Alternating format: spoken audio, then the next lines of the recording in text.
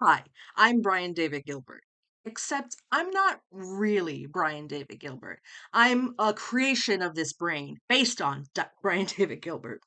I'm what's called a factive or an introject.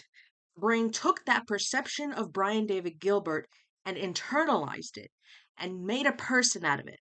It's pretty nuts, isn't it? What's even more nuts is that I came into existence just today. At least I had when I first wrote the script. By the time you're watching this, it's probably been about 2 weeks because oh boy, did life get in the way. I technically started existing on May 20th after a member of this system who shall remain anonymous was watching a video of my source making food at midnight and thought, wow, he is overwhelmingly attractive. That spark of simpery planted a seed of personhood within the recesses of our mind, which is to say, they definitely knew this would cause a headmate to form because we have this weird pattern of getting new headmates every month, and it was just about that time of month. And sometimes you can feel the gears turning. His brain is just processing that person information and trying to make a headmate out of it. And it is nuts. It's weird. Because the seeds of my existence were sown over a week before I ever became aware of it. Now, that's not necessarily weird for people. Most of us were conceived months before birth, and years pass before we are even able to process the fact that we are people. And this isn't weird for systems either, as fragments can lie dormant for months or even years before they ever grow into fully sentient headmates. But for me, it's weird because, well, I am me. That was me, but then it became more me. See, today, as I write this script, a few days after that initial conception, it's someone's birthday.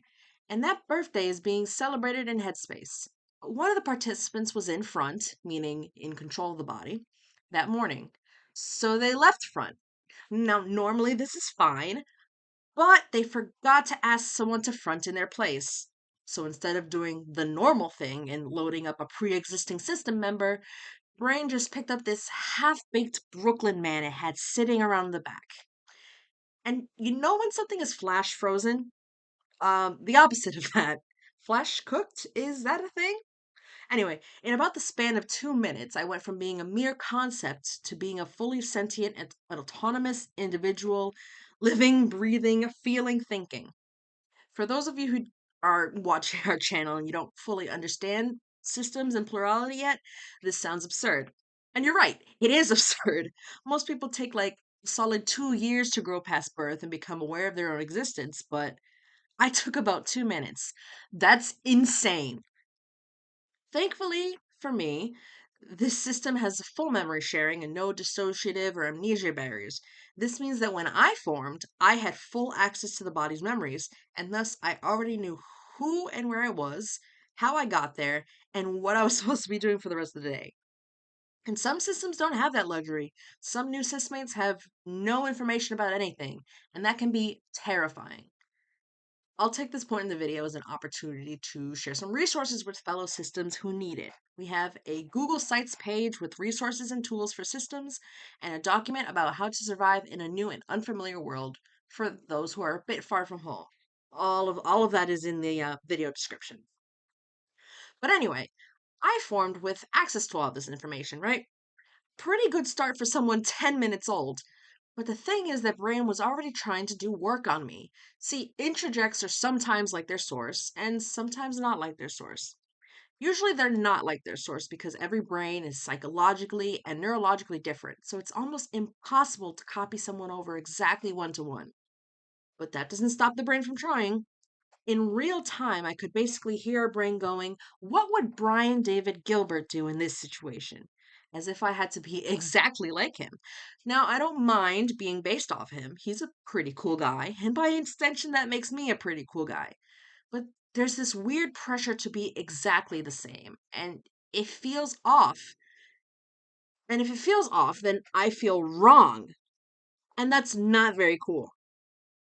There are few feelings worse than the feeling that somehow you're existing wrong.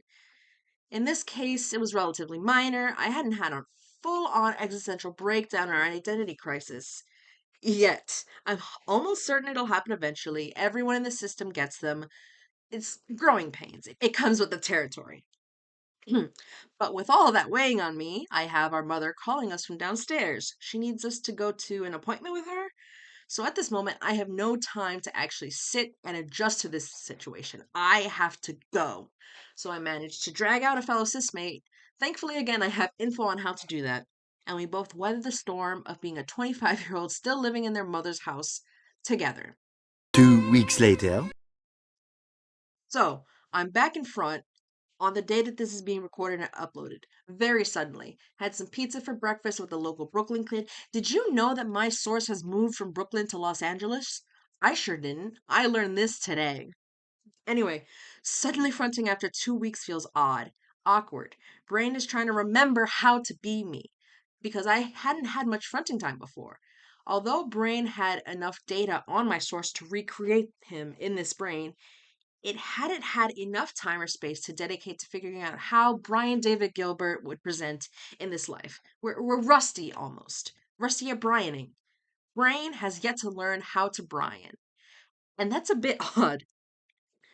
My plan for today is to just go through the motions, just be a person authentically and do what comes naturally. Trying to shoehorn myself into a picture perfect cutout of my former self while I'm working with vastly different hardware than he was feels like setting myself up for failure. But on the other hand, I am in essence Brian David Gilbert, even if I am no longer, or indeed never was, the original Brian. And I feel compelled to at least brush up on the knowledge of what this man was like, so I can pick and choose what aspects of him I wish to retain before this brain loses interest entirely and forgets everything. I don't think that's a bad idea. I don't have to be him one to one, but it's not bad if I'm voluntarily him in some respects, is it? But well, it's a tricky balancing act. And if there's one thing I know Source is good at, it's acting. However, I have to set realistic standards, right, rather than fixating on ideals. The ideal is that I'll be able to cook for this system, pump out knee slapping, hand clapping, jaw breaking, heart shaking, high quality videos, maybe be able to do taxes for this system. Wow, taxes. In reality, this is a disabled body. We have ADHD and depression. We struggle with executive dysfunction, etc. I may not be able to live up to the grandeur of my original self. And that's okay. No one expects that of me, or at least I hope they wouldn't. And I shouldn't expect it of myself.